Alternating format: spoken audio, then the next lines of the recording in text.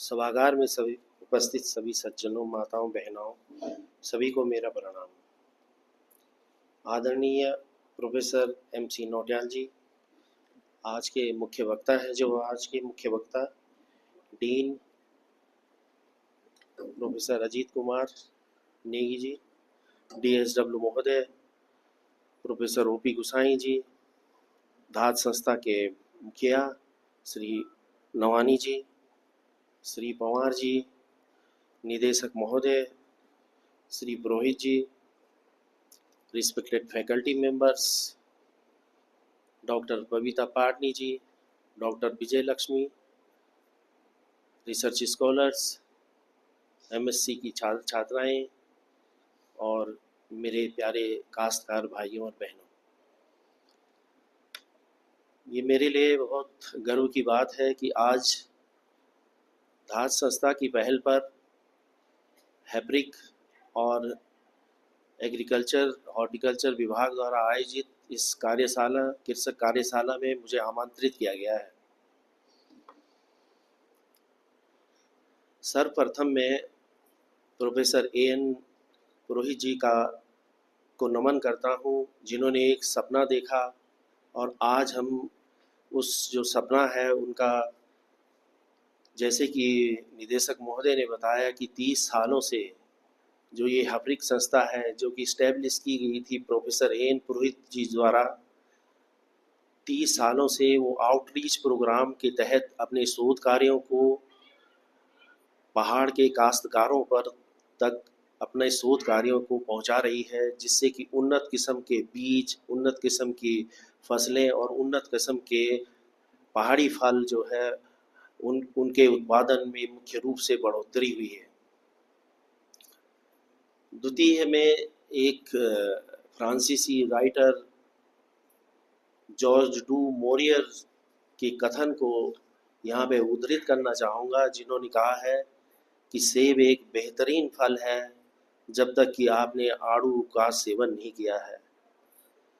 यह एक इम्पोर्टेंस बताता है, महत्वपूर्ण बात उन्होंने ये कही है कि पहाड़ी फल जो कि खनिज, जो कि विटामिन C और जो कि एक फाइटो केमिकल्स से परिपूर्ण है, उसकी महत्व पे उन्होंने प्रकाश डाला है। पहाड़ी फल,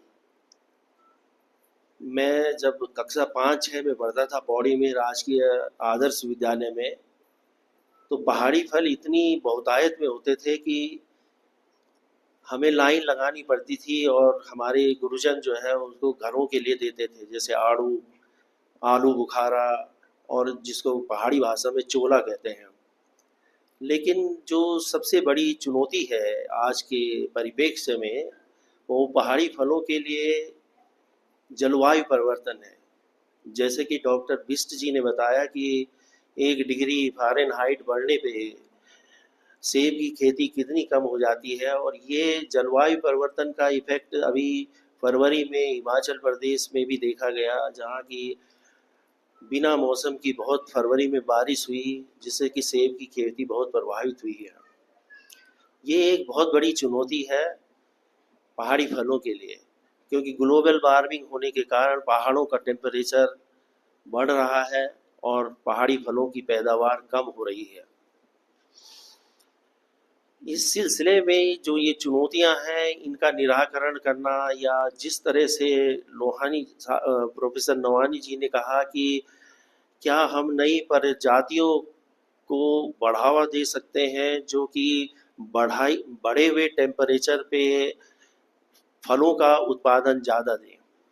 इस परिप्रेक्ष्य में मैं अभी जब हैब्रिक में बहुत सारी प्रयोगशालाओं को विजिट कर रहा था, तो 2 चीज़ें मुख्य रूप से मेरे ऑब्जर्वेशन में आई। पहली ये कि डॉक्टर पुरोहित ने मुझे बताया कि कुछ पौधों पे हम ये प्रयोग कर रहे हैं कि वो किस तापमान तक जो है गर्मी को, कितने डिग्री तक गर्मी को सह सकते हैं।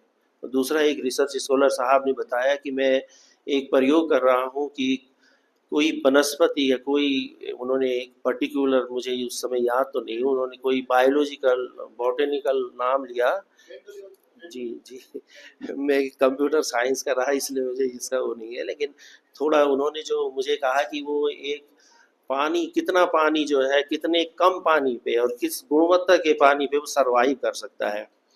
यही चीज़ जो है बहुत सालों से हैप्रिक देता रहा, एग्रीकल्चर विभाग देता रहा हमारे विश्वविद्यालय का, कि जो शोध है वो शोध जो है इतनी अल्ट्रा मॉडर्न लैब में कर रहे हैं। मेरे लिए बहुत खुशी की बात है कि आज मैंने ऑब्जर्वेशन उनका किया कि वो इस तरह से उनकी plant microbiology, biotechnology, tissue culture की लैब है। मुझे ज़्यादा उसका नोमेनक्लेचर नहीं पता है, तो उसके लिए मैं थोड़ा I am very sorry for that कि क्योंकि मैं कंप्यूटर साइंस कर रहा हूँ। कंप्यूटर साइंस का स्टूडेंट होने के नाते मैं ये भी कहना चाहता हूँ कि जो आईफोन आपके पास है एप्पल का, उसका नाम एप्पल क्यों पड़ा? क्योंकि जो उसके बनाने वाले थे स्टीव जॉब्स, उनकी बागवानी थी साहब, और वो जो है सेब की खेती करते थे।